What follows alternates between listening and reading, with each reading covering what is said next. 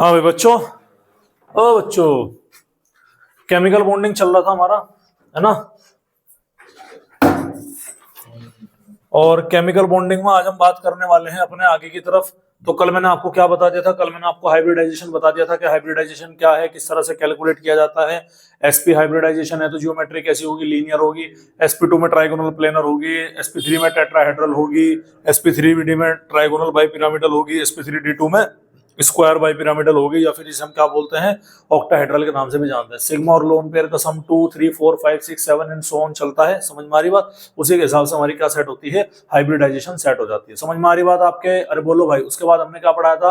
VSEPR theory. VSEPR theory में valence shell electron pair repulsion theory, मतलब जो आपके वैलेंस शेल के जो इलेक्ट्रॉन होते हैं उनके बीच में क्या दिखाई पड़ता है? रिपल्शन होता है। लोन पेयर में सबसे ज्यादा, लोन पेयर बॉन्ड पेयर में उससे कम, और बॉन्ड पेयर में क्या होता है? सबसे कम होता है। ठीक है। अच्छा, अभी अगर आपके याद होगा वैलेंस बॉन्ड थ्योरी मैंने आपको बताई थी। वैलेंस बॉन्ड थ्योरी क्या थी? जहां पर इंटरमिक्सिंग हो रही थी एटॉमिक ऑर्बिटल की, प्योर एटॉमिक ऑर्बिटल की इंटरमिक्सिंग हो रही थी, जिसमें सिग्मा और पाई बॉन्ड हमारे बन रहे थे। जहां पर हमने nature of pi bond overlapping के बारे में बात बताई थी। इंटरमिक्सिंग नहीं होती एक्चुअल में, ओवरलैपिंग हो रही थी, सॉरी वहां पर। ठीक है, बताया था ना। Sigma SS, sigma SP, sigma PP, pi PP, P pi P pi, ये सारे बॉन्ड बताए थे ना आपको। सेकंड लास्ट लेक्चर है, एक क्लास कर लो, इससे पहले वाली है। तो उसके क्या एक्सेप्शन निकल के आए थे? वैलेंस बॉन्ड थ्योरी के और एक्सेप्शन तो थे, लेकिन बेटा उसमें एक एक्सेप्शन और निकल के आया था, और वो एक्सेप्शन था ऑक्सीजन की पैरामैग्नेटिज्म नेचर का। किसका आया था भैया? वो ऑक्सीजन की पैरामैग्नेटिज्म नेचर का। तो सबसे पहले मैं आपको एक टॉपिक समझाता हूं, जिसका नाम क्या है? जिसका नाम है जी मैग्नेटिक मोमेंट। क्या नाम है बच्चों? जिसका मैग्नेटिक मोमेंट होता है। ठीक है,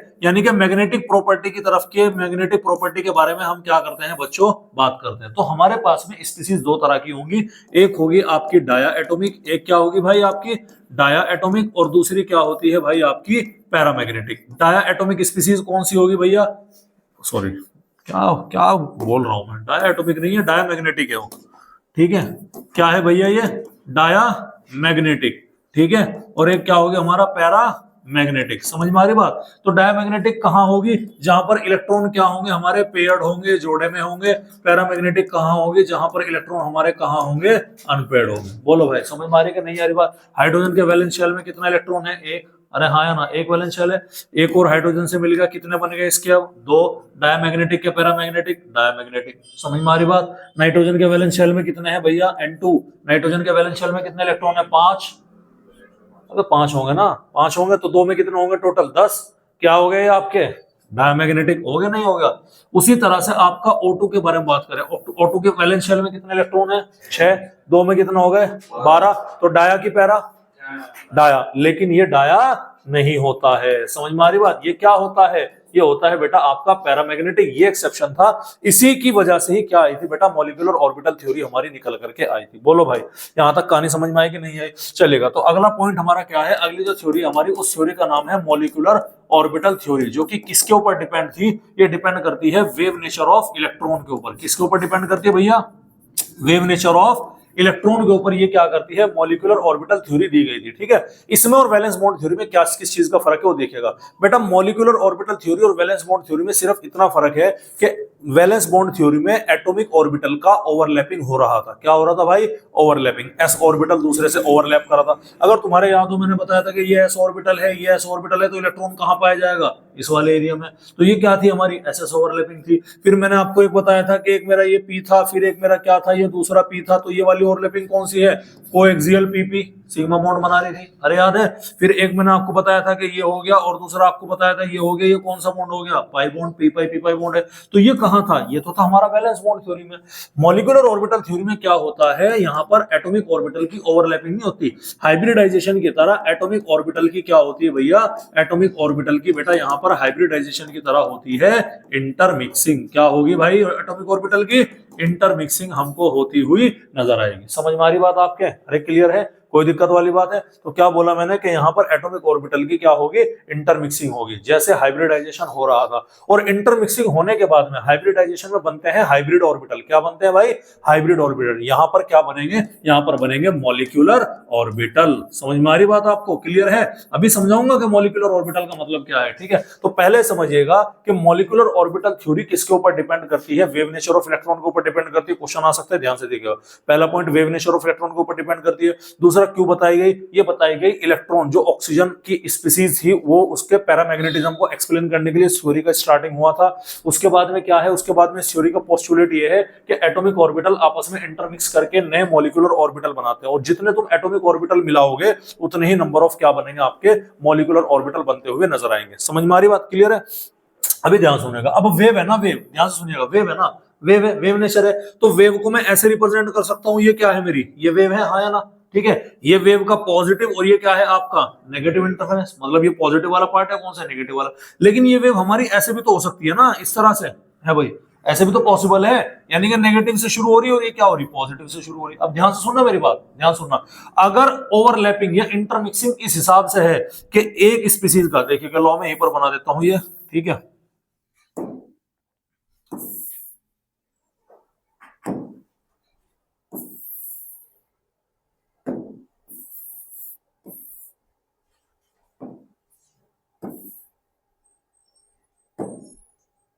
चलो भैया अभी ध्यान से देखिएगा, ये मेरा एक डायग्राम है, ठीक है। अब मुझे क्या करना है, इंटरमिक्स करना, मतलब एक ऑर्बिटल ये होगा, एक ऑर्बिटल ये होगा, इस तरह से। ध्यान से सुनिएगा, पॉसिबिलिटी बता रहा हूं मैं। तो केस नंबर 1 क्या है, केस नंबर 1 है कि मेरा ये ऑर्बिटल इस ऑर्बिटल को क्या कर जाए, ओवरलैप कर जाए। समझ में आ रही बात आपके? ध्यान से सुनिएगा, ये ऑर्बिटल मेरा इस ऑर्बिटल को क्या कर जाए, ओवरलैप कर जाए। केस नंबर 1 है। केस नंबर 2 मेरा ये भी तो है कि वे ये वाला ऑर्बिटल इस वाले ऑर्बिटल को क्या करें, ए इस तरह से क्या कर रहा हो, ओवरलैप कर रहा हो। सही नहीं बनना मतलब ये, ठीक है।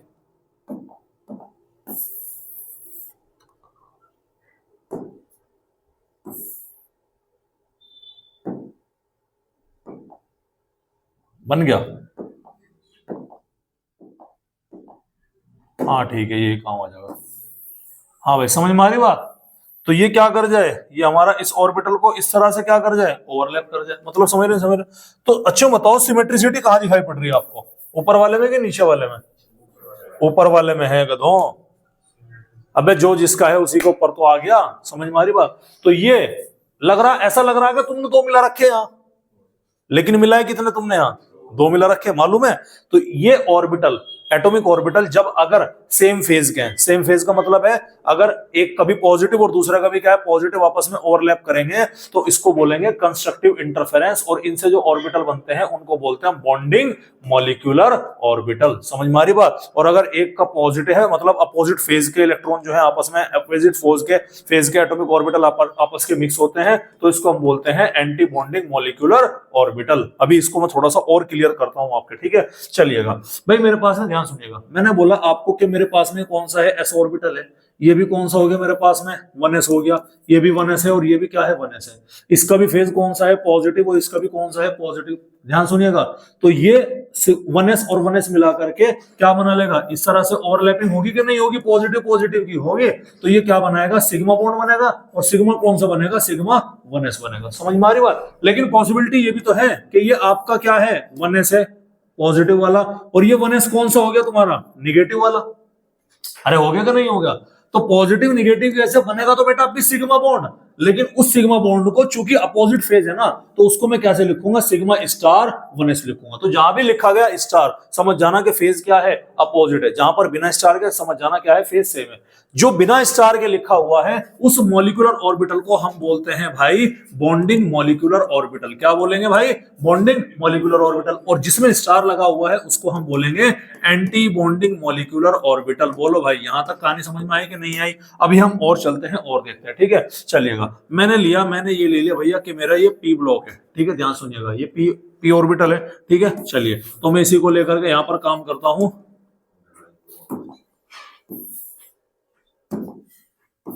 चलिएगा, अब ध्यान सुनिएगा, तो मैंने सबसे पहले पी ऑर्बिटल क्या ले लिया, ध्यान सुनिएगा, पी ऑर्बिटल मैंने ये ले लिया। अभी देखिएगा, ये है मेरा पी ऑर्बिटल, कोई दिक्कत वाली बात है? इस पी ऑर्बिटल का ये कौन सा फेज है, पॉजिटिव, ये कौन सा है, पॉजिटिव। तो दोनों को दोनों क्या करेंगे, ओवरलैप करेंगे। समझ जाना मेरी बात? तो जब दोनों को दोनों ही यहाँ पर क्या करेंगे, ओवरलैप करेंगे, तो कहानी कुछ ऐसे चलेगी क्या है भाई, कहानी कुछ ऐसे चलेगी क्या कि एक तो हमारा ये हो गया और दूसरा हमारा क्या हो गया, ये इस तरह से ओवरलैपिंग होगी, हाँ या ना? अरे बताओ भैया, होगी क्या ओवरलैपिंग? होगी। तो कौन सा बॉन्ड बन रहा है, सिग्मा। बनना नहीं बनना, तो इसको हम क्या बोलेंगे, सिग्मा पी बॉन्ड बनेगा। अरे पी ऑर्बिटल है ना, सिग्मा पी बॉन्ड बनेगा, ठीक है। और ये बेसिकली कौन सी होती है, पीजेड ऑर्बिटल होती है। तो क्या बना, सिग्मा पीजेड। समझ में आ रही बात। तो ये पॉजिटिव है और ये भी क्या था, पॉजिटिव है, दोनों सेम फेज है। तो बॉन्डिंग हुआ क्या, एंटी बॉन्डिंग हुआ, ये हुआ हमारा बॉन्डिंग मॉलिक्यूलर ऑर्बिटल। कोई दिक्कत वाली बात है। चलिए अब कहानी में थोड़ा सा चेंज लाते हैं। चेंज क्या है कि एक ऑर्बिटल मेरा ये रहा और दूसरा ऑर्बिटल मेरा क्या रहा भैया, दूसरा ऑर्बिटल मेरा ये रहा। तो एक मेरा क्या है, पॉजिटिव, एक क्या है मेरा निगेटिव। तो अब मैं क्या करूंगा, अब मैं यहाँ पर भैया आपके ये ले लूंगा। चलो भाई ठीक है, एक ये हो गया और एक क्या हो गया मेरा, एक ये वाला हो गया, ठीक है। तो ये बॉन्ड तो बनेगा इसमें इस तरह से, लेकिन ओवरलैप इस तरह से नहीं होगा। ये पॉजिटिव है, ठीक है। तो ये क्या बना, ये आपका पॉजिटिव और ये आपका निगेटिव।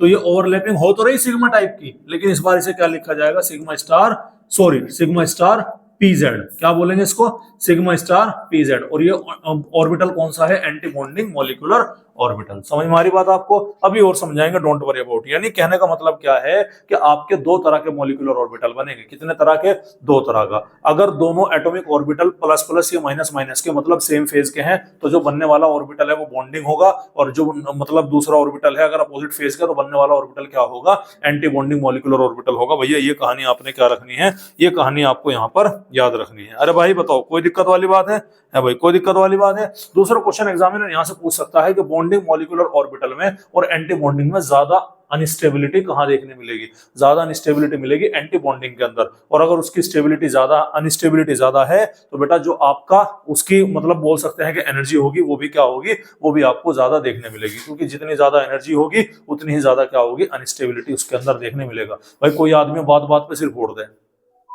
मतलब ना तो वो स्टेबल, और एनर्जी उसके अंदर क्या है, ज्यादा। ज्यादा एनर्जी हमेशा स्टेबिलिटी को क्या करती है, नुकसान देती है। ये चीज आपने क्या रखनी है, याद रखनी है। कोई दिक्कत वाली बात है।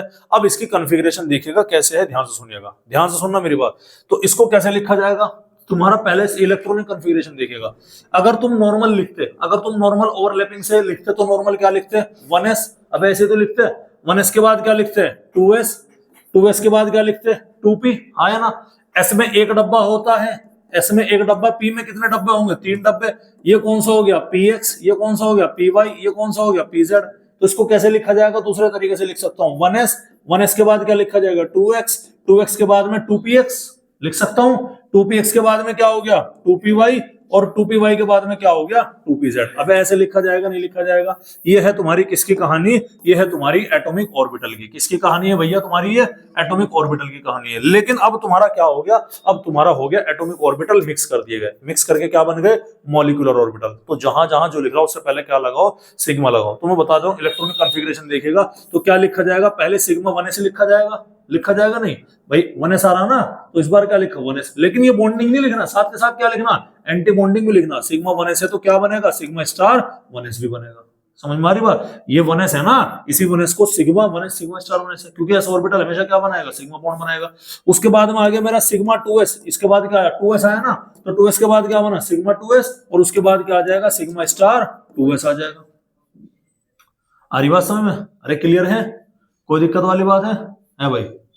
चलिए उसके बाद में क्या आएगा, उसके बाद में आएगा 2px और 2py। तो ध्यान सुनिएगा, तो यहां पर क्या है, 2px बराबर क्या होगा, 2py के। और ये कौन सा बॉन्ड बनाएगा, ये बनाएगा आपके पाई बॉन्ड, ठीक है। और सिग्मा 2pz क्या हो गया, तुम्हारा अलग हो गया। बिल्कुल इसी तरह से दूसरा कर देंगे कि 2px बराबर क्या हो गया, 2py। 2p स्टार x या 2p स्टार y लगा लो। यहाँ पर ये क्या हो गया तुम्हारा, सिग्मा, ओ सॉरी, पाई हो गया, पाई स्टार हो गया। और ये क्या हो गया तुम्हारा, सिग्मा स्टार 2pz हो गया। इसका मतलब क्या है, मैं आपको भी समझा देता हूँ, ध्यान से देखिएगा। अब हम बनाएंगे एनर्जी लेवल डायग्राम, ठीक है। चलिएगा, ये मेरा एक ऑर्बिटल है 1s का, एटॉमिक ऑर्बिटल है, ठीक है। दूसरा ऑर्बिटल भी मैंने क्या ले लिया, 1s का। दोनों की क्या होगी, ओवरलैपिंग होगी। कितने ऑर्बिटल मिक्स करे मैंने, 2। कितने नए ऑर्बिटल बनेंगे, 2। एक बनेगा बॉन्डिंग का और एक बनेगा एंटी बॉन्डिंग का। ये फंडा क्या रखना है, आपको याद रखना है। एक क्या बनेगा भाई, ये क्या आ गया भाई, है कहां सा, अच्छा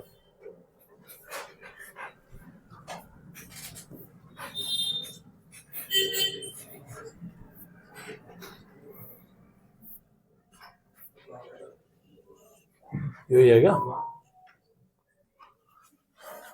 हाँ ठीक है भाई।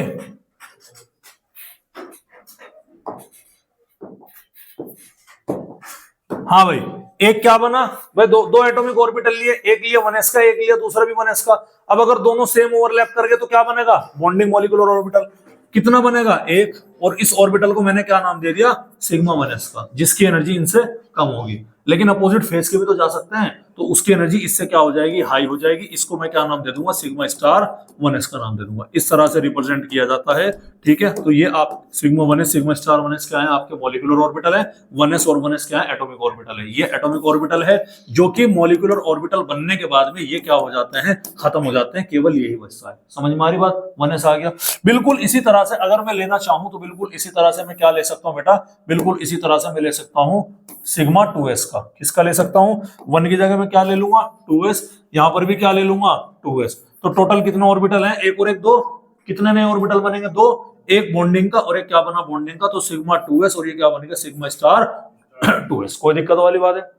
अब देखिएगा तीसरी ओवरलैपिंग कहां है, p ऑर्बिटल की। तो p के कितने ऑर्बिटल हैं, 3।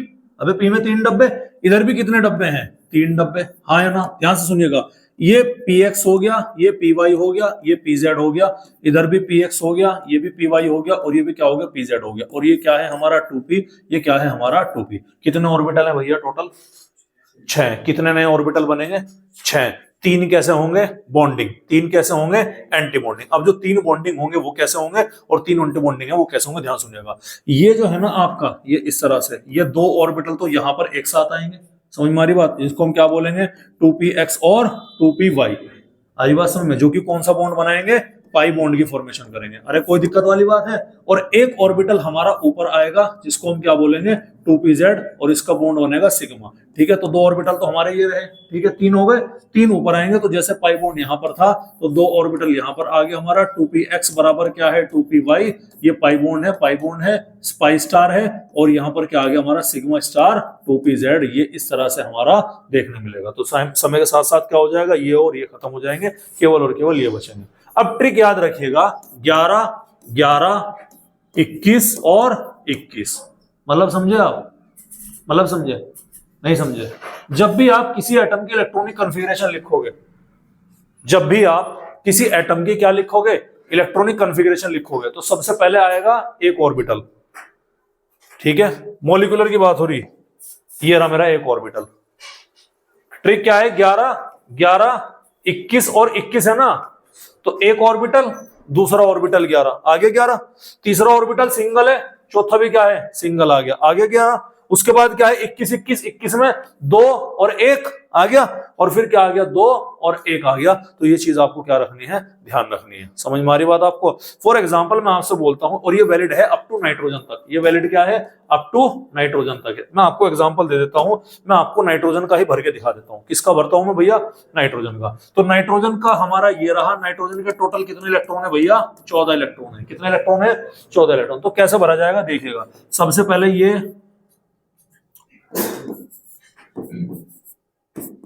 ये मेरा 1s है, ये भी क्या है, 1s है। समझ में आ गई बात, ठीक है।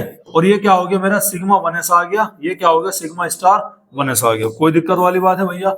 अब इसका ही एक और मैं क्या कर लेता हूं, ऊपर उसकी एनर्जी पहले वाले से क्या होगी, ज्यादा होगी। तो ये 1s की जगह इस बार मैं क्या कर दूंगा, 1 की जगह यहाँ पर 2 कर दूंगा, ये भी 2 कर दूंगा, ये भी 2 आ जाएगा, और ये भी 2 आ जाएगा। कोई दिक्कत वाली बात है। अब तीसरा हम लेकर के चलेंगे। सर तीसरे में मेरे यहाँ पर 3 ऑर्बिटल हैं, इसमें यहाँ पर क्या है, 3 ऑर्बिटल है, 2 ऑर्बिटल एक साथ में, एक ऑर्बिटल एक साथ में।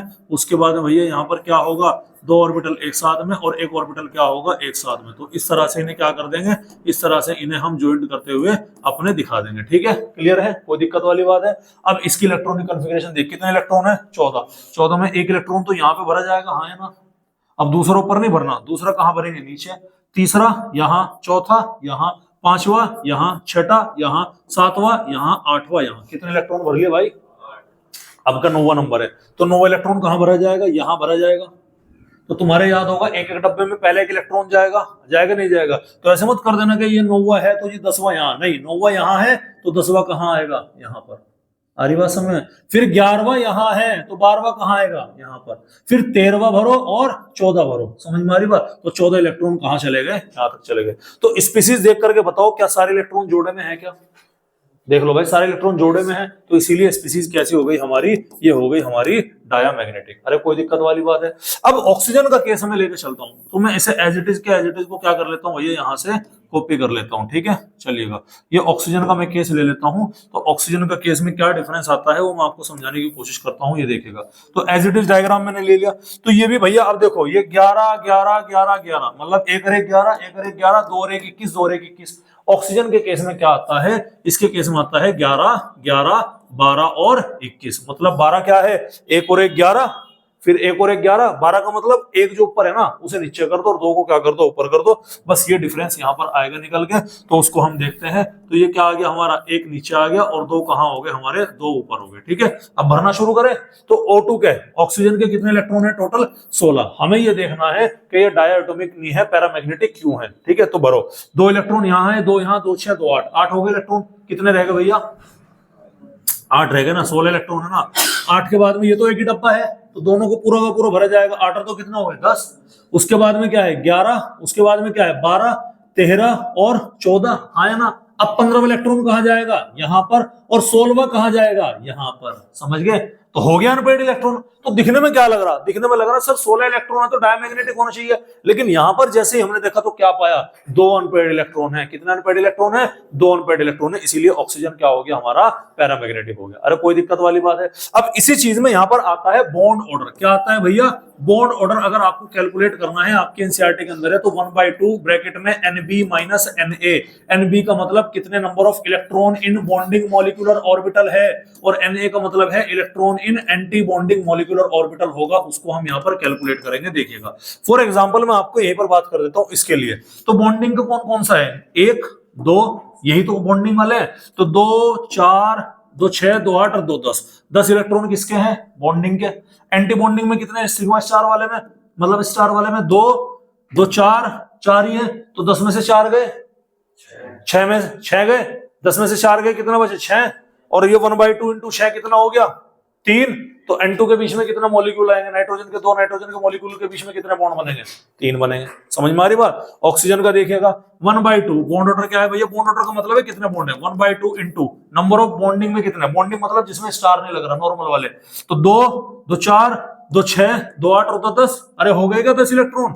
और एंटी बॉन्डिंग में कितने, काउंट करो, 2 2 4 और 5 और 1 6, कितने हो गए 6 हो गए, 10 में से 6 गए, 4/2 इक्वल टू कितना आ गया भैया, 2 बॉन्ड ऑर्डर आ गया। इसीलिए ऑक्सीजन डबल बॉन्ड ऑक्सीजन यहाँ पर पाया जाता है। तो ये क्या था हमारा बॉन्डिंग मॉलिक्यूल, मतलब मॉलिक्यूलर ऑर्बिटल थ्योरी थी। थोड़ी सी कॉम्प्लिकेट लगती है बच्चों को, लेकिन दोबारा लेक्चर देख लो, दोबारा देख लो, बहुत काम की चीज है ये, आपके बहुत काम की यहाँ पर चीज होगी। बोलो भाई यहाँ तक समझ में आई। अब जितना जिसका ज्यादा बॉन्ड ऑर्डर होगा बेटा, उतना ही ज्यादा उसकी क्या होगी, स्टेबिलिटी हमको देखने मिलती है। अरे कोई दिक्कत वाली बात है भाई, अरे बोलो भाई, कोई दिक्कत वाली बात है क्या है।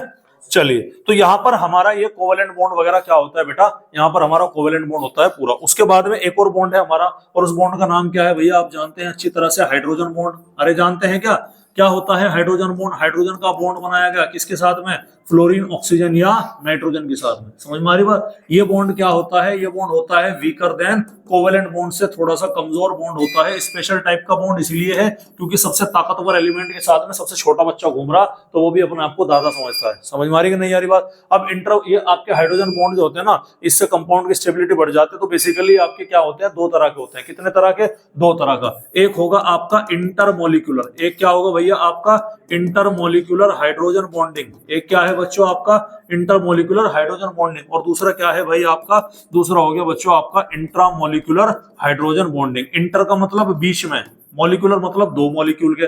जैसे कि मेरा एक मॉलिक्यूल HF आया, दूसरा मॉलिक्यूल भी क्या ले लिया मैंने, HF ले लिया, तीसरा मॉलिक्यूल भी क्या ले लिया, HF ले लिया। तो एक का हाइड्रोजन और दूसरे का फ्लोरीन आपस में इस तरह से पार्शियल बॉन्ड बना लेंगे। एक का हाइड्रोजन दूसरे का फ्लोरीन आपस में इस तरह से क्या बना लेगा, पार्शियल बॉन्ड। तो 2 मॉलिक्यूल के बीच में बॉन्ड है, इसीलिए इसको हमने क्या नाम दिया, इंटरमोलिक्यूलर हाइड्रोजन बॉन्डिंग का नाम दिया। समझ में आ रही बात आपके, क्लियर है। अब दूसरा एग्जांपल देखिएगा, दूसरा एग्जांपल है इंट्रा। इंट्रा का मतलब क्या है भैया, ये बेंजीन रिंग है, हाँ या ना, ठीक है। इस बेंजीन रिंग में है भैया ये ऑक्सीजन है, और ये क्या आ गया हाइड्रोजन, OH आ गया, नाइट्रोफिनोल है, ऑर्थो नाइट्रोफिनोल। नाइट्रोजन ये डबल बॉन्ड ऑक्सीजन है और सिंगल बॉन्ड इधर क्या आ गया, ऑक्सीजन आ गया। तो खुद ही मॉलिक्यूल के अंदर क्या कर लिया, इसके ऑक्सीजन ने इसके हाइड्रोजन से क्या बना लिया, बॉन्ड बना लिया। तो ये आपका क्या हो गया, ये आपका हो गया बेटा इंट्रामोलिकुलर हाइड्रोजन बॉन्डिंग होता है। ये भी आपको क्या रखना है भाई, ध्यान रखना है। बोलो भाई, यहां तक कहानी समझ में आई कि नहीं आई बात। अब इसके बाद में आते हैं हमारे बॉन्ड पैरामीटर्स। इसके बाद में क्या आते हैं बच्चों हमारे, इसके बाद में आते हैं हमारे बॉन्ड के पैरामीटर्स। कौन कौन से बॉन्ड के पैरामीटर्स होते हैं? तो सबसे पहला जो बॉन्ड का पैरामीटर्स है बेटा, उसका नाम है बॉन्ड लेंथ। उसका नाम क्या है भैया, बॉन्ड लेंथ होता है। दूसरा क्या होता है बेटा, दूसरा होता है बॉन्ड एनर्जी। क्या होता है भैया, दूसरा बॉन्ड एनर्जी। तीसरा होता है डाइपोल मोमेंट। तीसरा क्या होता है बच्चों, डाइपोल मोमेंट। अरे समझ में आ रही बात। Bond length, bond energy, bond enthalpy भी होती है। बॉन्ड एनर्जी, बॉन्ड एंथैल्पी तो एक ही हो गई। ठीक है भाई, अरे क्लियर है।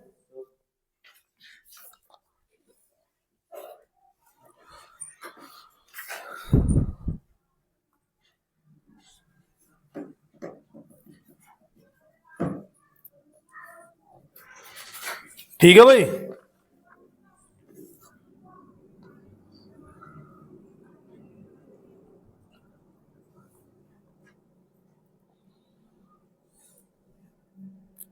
बॉन्ड ऑर्डर आपको पढ़ाई दिया मैंने, ठीक है।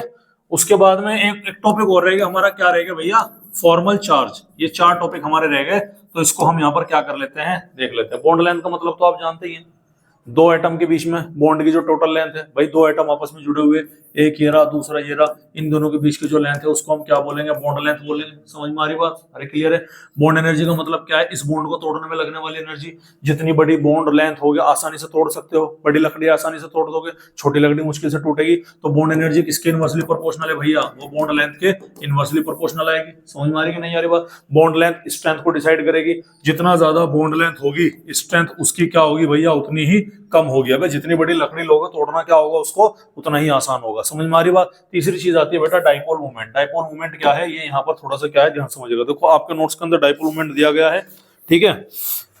तो बेसिकली डाइपोल मूवमेंट जो है बेटा, चलो मैं आपको ऐसे बता देता हूँ। डाइपोल मूवमेंट क्या है, डाइपोल मूवमेंट है कि इलेक्ट्रोनेगेटिविटी के डिफरेंस की वजह से मॉलिक्यूल के अंदर पॉजिटिव और नेगेटिव पोल्स डेवलप हो जाते हैं। क्या बोला मैंने, कि इलेक्ट्रोनेगेटिविटी के डिफरेंस की वजह से मॉलिक्यूल्स के अंदर पॉजिटिव और नेगेटिव पोल जनरेट हो जाते हैं, और उनका जो रिजल्टेंट पोलर होता है वही डिसाइड करेगा कि मॉलिक्यूल आपका क्या होगा, पोलर होगा या फिर नॉन पोलर होगा। तो प्रॉपर्टी क्या है मेरी भैया, प्रॉपर्टी है बेटा मेरी डाइपोल मूवमेंट की। कौन सी प्रॉपर्टी है भाई, प्रॉपर्टी है डाइपोल मोमेंट की है। अब देखिएगा इसको कैसे पढ़ेंगे, रिप्रेजेंट किया जाता है इसको म्यू से। 2 पॉसिबिलिटी है सर, या तो म्यू इज इक्वल टू क्या हो, 0 हो, या mu is not is equal to क्या हो गया, 0 हो गया। समझ में आ रही बात। या तो डाइपोल मोमेंट क्या होगा, 0 होगा, डाइपोल मोमेंट 0 नहीं होगा। डाइपोल मोमेंट 0 कहां होगा, केस 1 अगर आपकी स्पीसीज कैसी है, होमो एटॉमिक, मतलब सारे के सारे एटम क्या है, एक जैसे, जैसे कि O2, जैसे कि N2, जैसे कि F2, जैसे कि I2, जैसे कि Cl2, जैसे कि Br2, जैसे कि आपका S8, जैसे कि आपका O3। तो इन सभी का डाइपोल मोमेंट कितना हो गया, 0 हो गया। पहले केस आ गया। दूसरा केस आ गया कि जहां पर म्यू नेट क्या होगा, म्यू नेट जो है आपका 0 होगा अगर वो वेक्टर लॉ ऑफ एडिशन को क्या करता है, फॉलो करता है। जैसे कि मैं आपको बताऊं CCl4, समझ में आ रही बात आपके, क्या है CCl4, यानी कि म्यू नेट 0 कब देखने मिलेगा, आसानी से बता दूं मैं, आसानी से बता दूं। ऐसा मॉलिक्यूल जिसके पास में लोन पेयर का नंबर कितना होगा भाई, 0 होगा। आ रही बात समझ में, ऐसे पास में जिसका लोन पेयर का नंबर क्या होगा, 0 होगा, और उसकी हाइब्रिडाइजेशन sp हो, sp2 हो, sp3 हो, sp3d हो, sp3d2 हो, कुछ भी हाइब्रिडाइजेशन हो, अगर उसका लोन पेयर, ये एग्जाम में मत लिख के आना।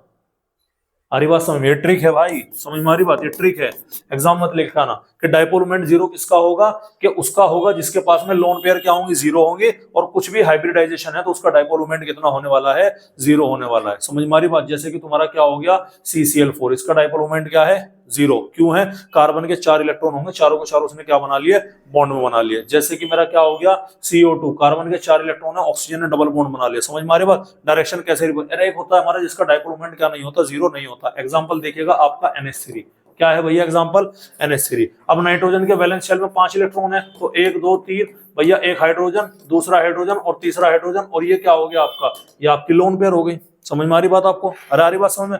तो क्या है, एक लोन पेयर आ गई, डाइपोल मोमेंट तो क्या नहीं मिलेगा, 0 नहीं मिलेगा। अच्छा, डाइपोल मोमेंट की डायरेक्शन किसके ऊपर होता है, ड्यू टू इलेक्ट्रोनेगेटिविटी के डिफरेंस की वजह से होगा। अरे होगा कि नहीं होगा, ठीक है। इसको रिप्रेजेंट किया जाता है ऐसे सिंबल से, कैसे सिंबल से, ऐसे सिंबल से। जिधर तीर किसकी तरफ लगता है, मोर इलेक्ट्रोनेगेटिव एलिमेंट की तरफ, ठीक है, मोर इलेक्ट्रोनेगेटिव एलिमेंट या फिर लोन पेयर की तरफ लगेगा, और पूंछ किधर रहेगी, लेस इलेक्ट्रोनेगेटिव या फिर बॉन्ड पेयर की तरफ रहेगा। अब देखो नाइट्रोजन और हाइड्रोजन में बॉन्ड पेयर मतलब इलेक्ट्रोनेगेटिव कौन है, नाइट्रोजन है, तो तीर कहां से कहां जाएगा, यहां से यहां पर जाएगा, यहां से भी कहां जाएगा, इधर जाएगा, यहां से भी कहां जाएगा, इधर जाएगा। नाइट्रोजन एटम और लोन पेयर में हमेशा किधर को जाएगा, लोन पेयर। तो एक रॉकेट इधर से आ रहा, एक इधर से आ रहा, एक नीचे से जा रहा, एक तुमने ऊपर छोड़ दिया, सारे के सारे रॉकेट कहां जाएंगे अल्टीमेटली, सारे के सारे एक साथ मिलकर एक ही डायरेक्शन में जाएंगे, नहीं जाएंगे, तो इसका डाइपोल मोमेंट बहुत अच्छा खासा होगा। इसी के जैसा एक और एग्जांपल ले लो भैया, NH3, नाइट्रोजन फ्लोरीन, ये फ्लोरीन और ये क्या हो गया, फ्लोरीन, और ऊपर क्या हो गया, लोन पेयर।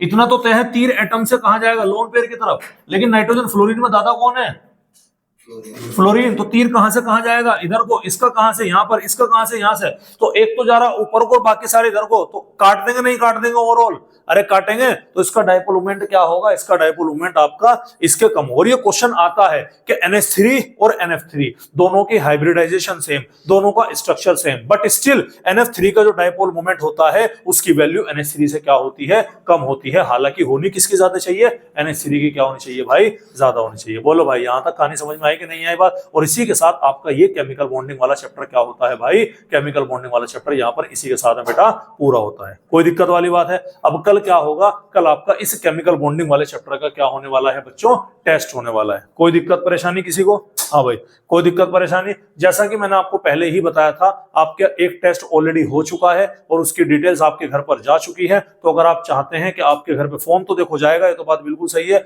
अगर आप चाहते हैं कि आपके घर पे सारी चीजें सही रहे, मैं आपके घर पे फोन करके आपकी अच्छी अच्छी तारीफ करूं, तो आपने कुछ नहीं करना, आपको सिर्फ मेहनत करनी है। आ रही बात समझ में। इंपॉर्टेंट क्वेश्चन बता देता हूं मैं, क्वेश्चन कहां से देने की प्रबल संभावना है।